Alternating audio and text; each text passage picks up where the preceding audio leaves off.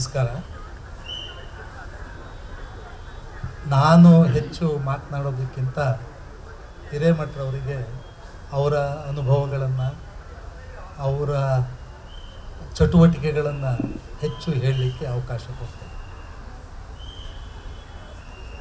ಆದರೆ ಹಿರೇಮಠರವರ ಜೀವನ ಕಥೆ, ಅವರ ಬೆಳವಣಿಗೆ ಗೊತ್ತಿಲ್ಲದೆ ಇದ್ದವ್ರಿಗೆ ಸಂಕ್ಷಿಪ್ತವಾಗಿ in brief, I would like to give a few things about his early life and development. So, he born in a village in Bijapura district, and he got his early education in Bijapur. And in SSLC, he stood second rank for the state, and in PUC also, he got rank. And interesting thing is, in SSLC examination, his teacher challenged him to score 100 in mathematics out of 100. He accepted that challenge and he got 100 in mathematics out of 100. Then in 50s, the teacher gave 25 rupees award to him for scoring 100 marks in mathematics. And he got his engineering degree from BUB College, Hubli. Then he went to America for higher education. He served there, the corporate world, for about 10 years. But the emergency of 1975 changed his course of his life, and he worked for mobilization of people in Europe and America against emergency, against the rule of Indira Gandhi. And because of that, his passport was impounded, and he had to suffer a lot of harassment because of that from the Indira Gandhi regime. So he came back after emergency. He devoted his life for rural development, and particularly for working for the welfare of rural women. He lived in a small village called Adelaide after coming back from America with his American wife for about 10 years, sending his children in the small village to Kannada medium school. And he worked there for 10 years for the reconstruction of village, for revival of various traditional crafts like weaving and other things, even animal husbandry. The rest is history.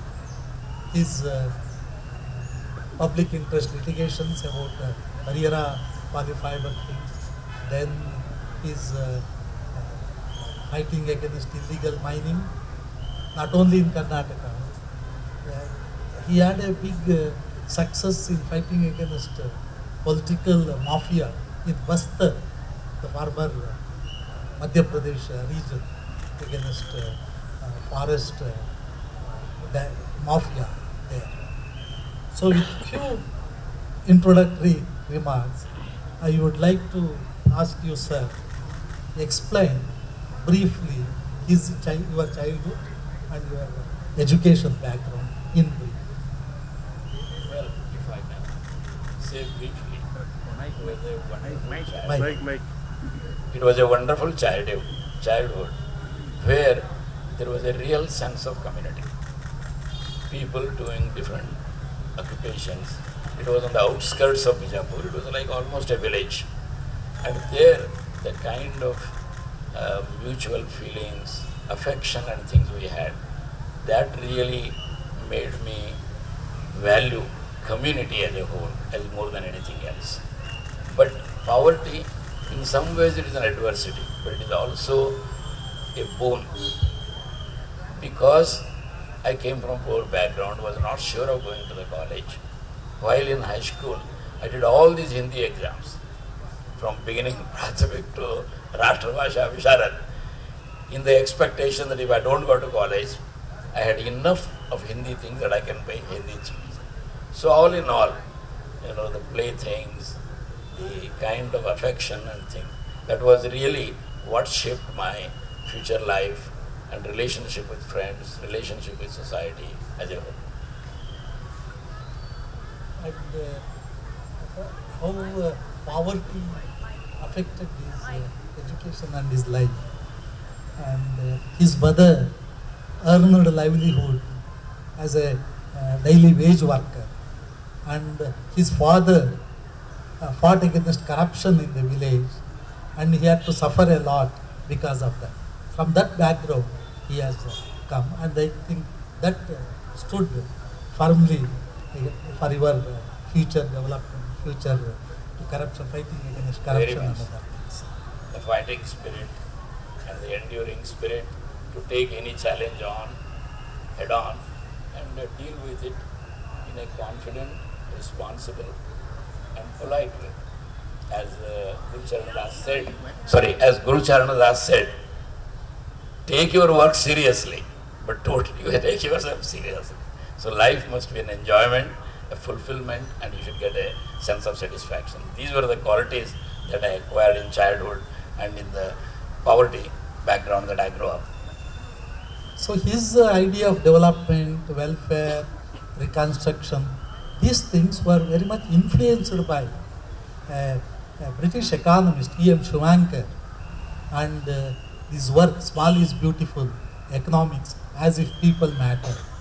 So I request you to explain how it influenced you and shaped your life.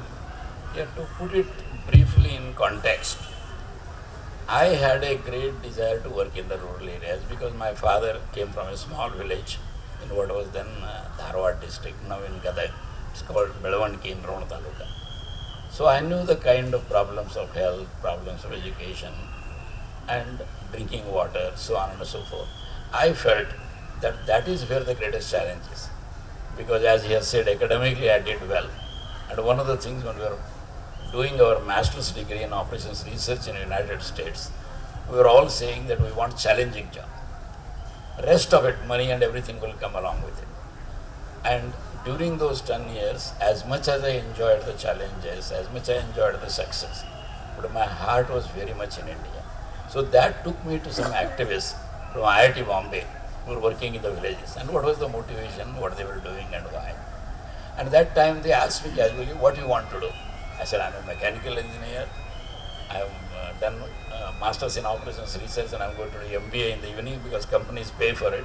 That I will come and set up some export-oriented industry. They said, that is good in some ways, but the real challenge is to understand the deeper causes of widespread unemployment in India.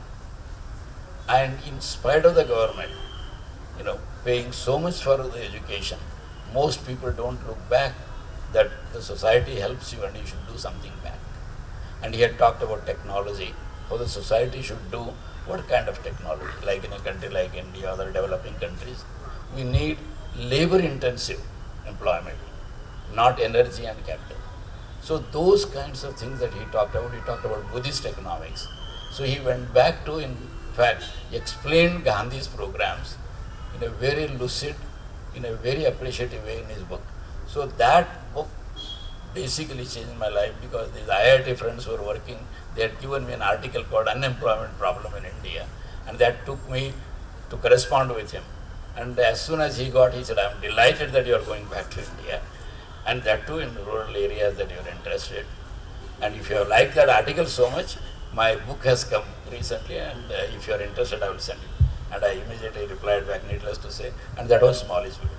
That gave me a larger worldview and perspective of how economics should not be looked at like my friend Guru Charanadas as GDP and this and that, but it should be people-centered.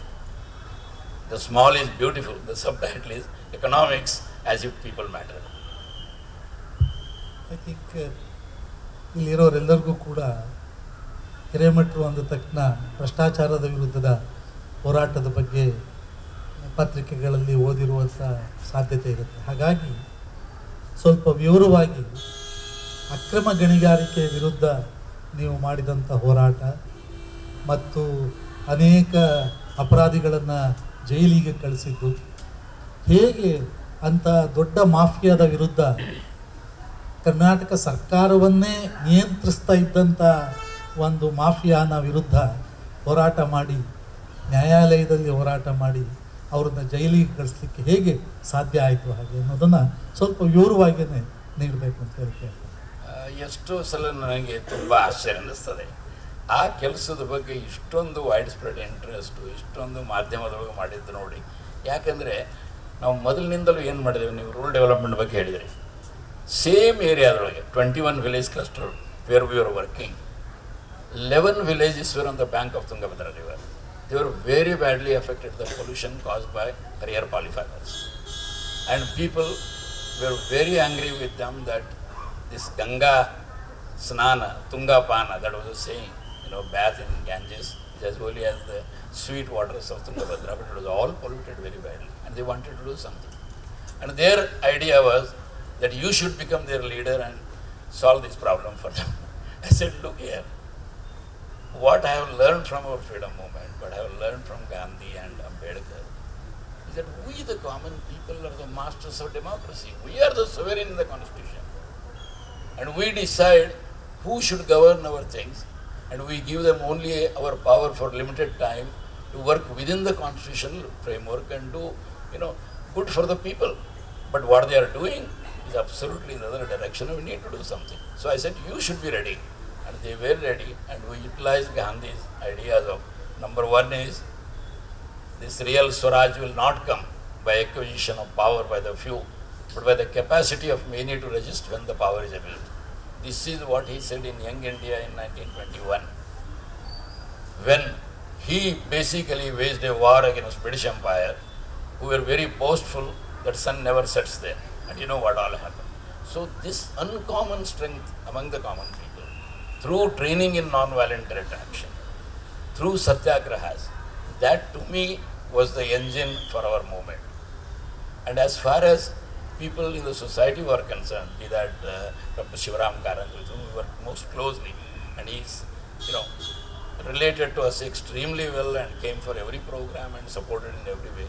And TR Chandrashekhara, who was Chief Justice of Karnataka High Court, Kuldeep Nair, VM Tarpudi, so many people supported us that we could take on these problems. And it is this background, it is this situation that I came from, particularly in Bastar area, which is predominantly tribal area, which was part of Madhya Pradesh then, which is part of Chhattisgarh.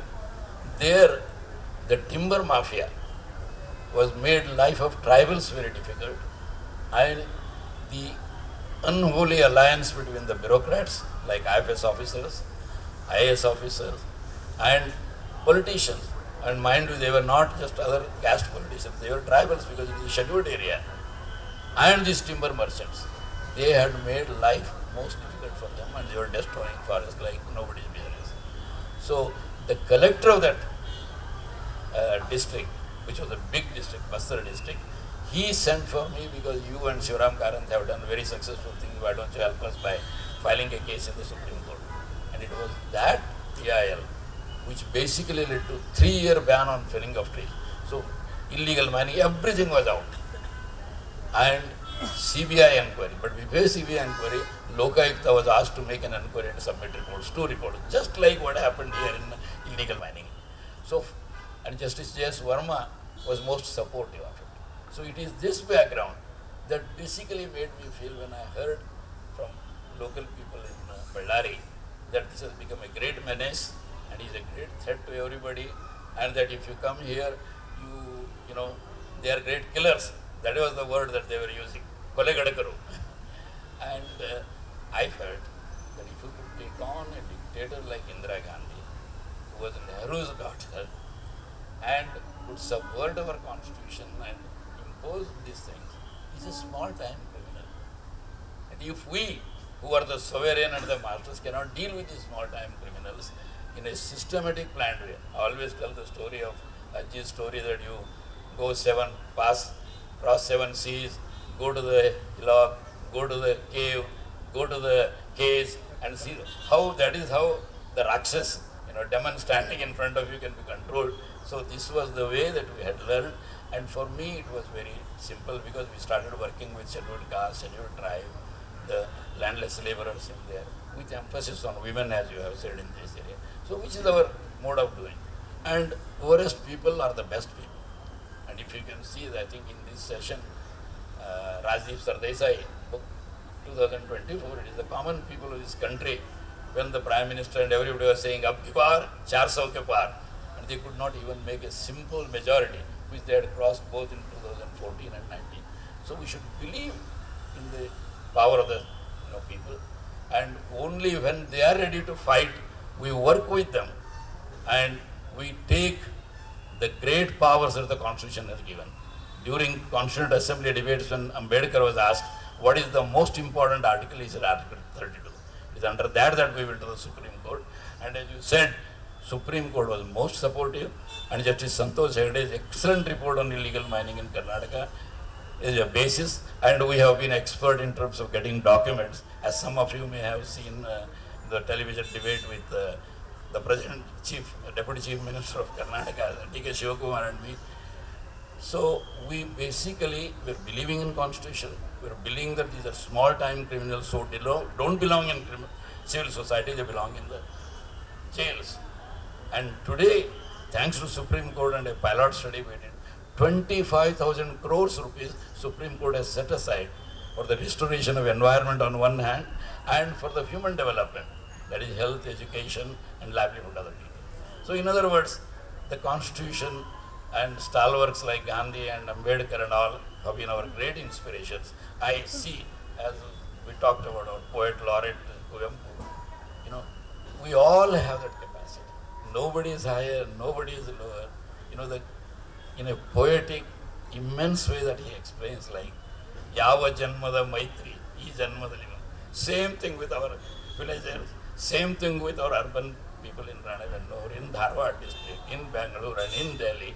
So it is the overwhelming support of the community that has really helped us, particularly deal with this mafia, which many people thought, and they were also how they dealt with some cases like Dr. U.V. Singh, IFS officers. Have you taken the permission of the district minister? The kind of arrogance we have never seen in Karnataka like the Reddy brothers. So we have referred to Constitution and constitutional provisions, but now there is a great threat to Constitution. Many constitutional ideas have been questioned by the lawmakers, like basic structure doctrine is being questioned, federalism is under threat.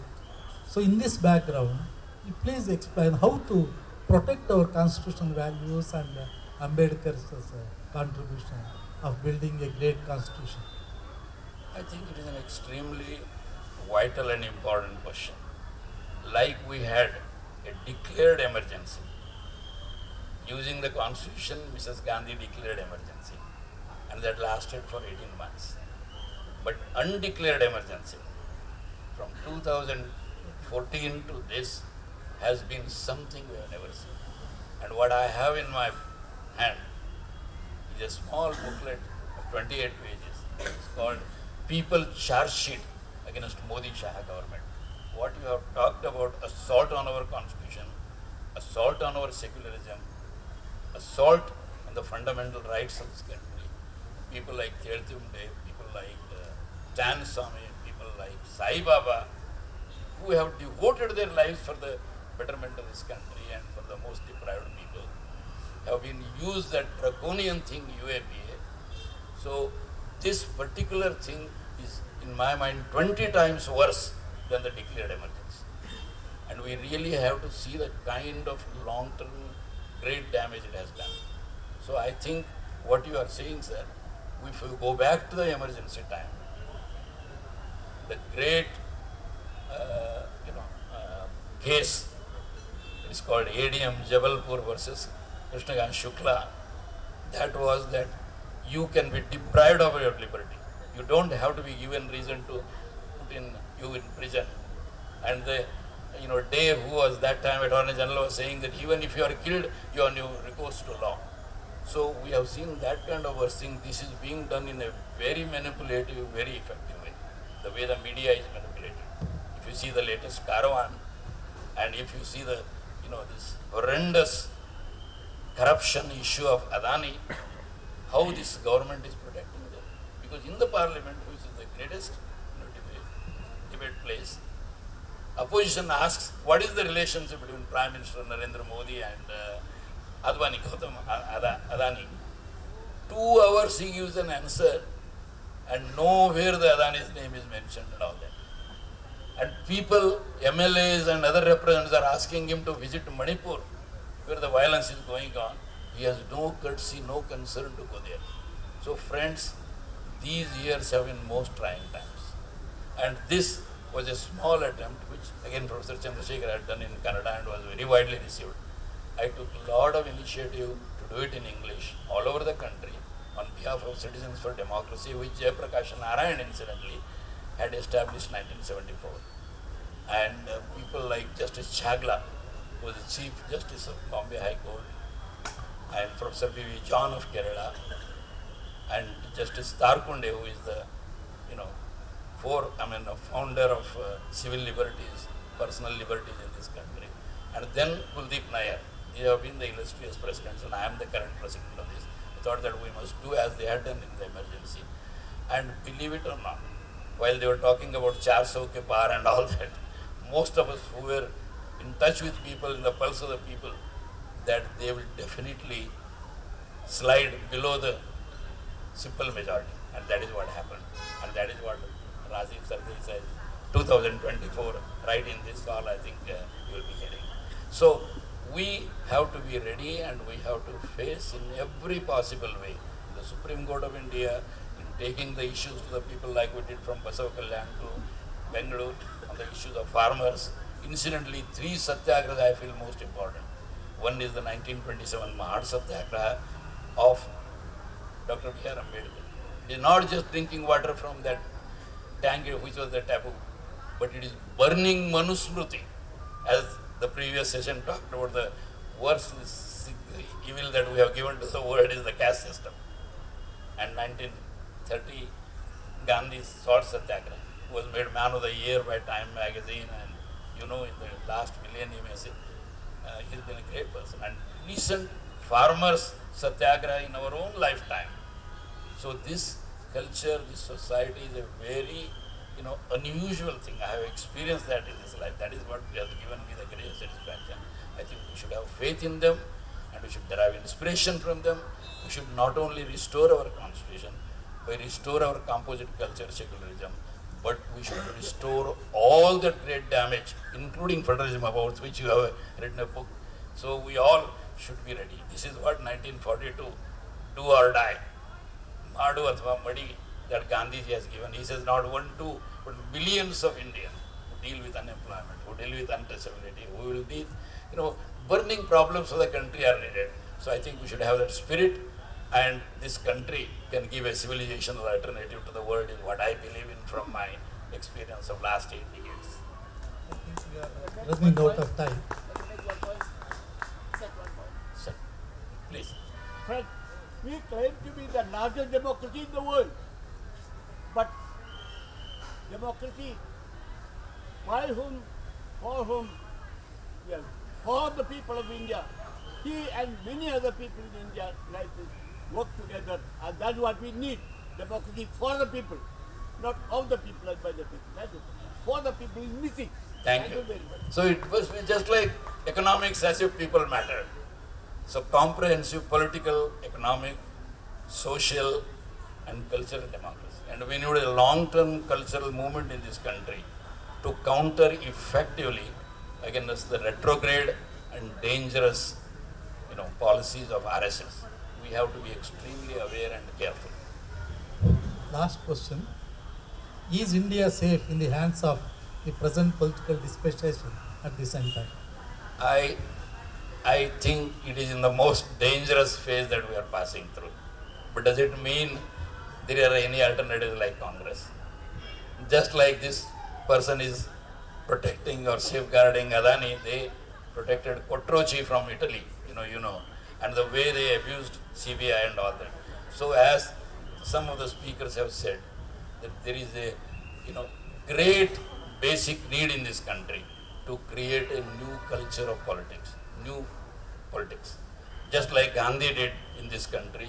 And I think those of us who have benefited from this country for the education and have wonderful lives, we need to really devote for this country and to make a difference in all this. And it is not a 1 year or something, it is long-term objective. And I have been very happy that I have been one of those, soldiers, foot soldiers of the Constitution and the great freedom struggle heritage, which inspired Martin Luther King in US for the equality between whites and blacks, and Nelson Mandela another great statement. And the essence is to restore the humanity of everybody, oppressed, oppressor, and everybody else. So that I think, is the aim we should be, and we should fight all forces, political forces who are opposed to it, and help create the alternatives. And that is very much, within our reach and possible, as I have seen in the last 8 decades. Thank you, sir. This is the biography of S.R. Hiremath, written by Rupa Haas. Interested people can buy this one to know the life and achievement of S.R. Hiremath. Rupa Hassan, Devnur Mahadev, and Sukata Srinivasanaju have contributed, including our time against the emergency, and his Penguin book is coming on the 50th year next July or so. Thank you. So thank you very much, sir.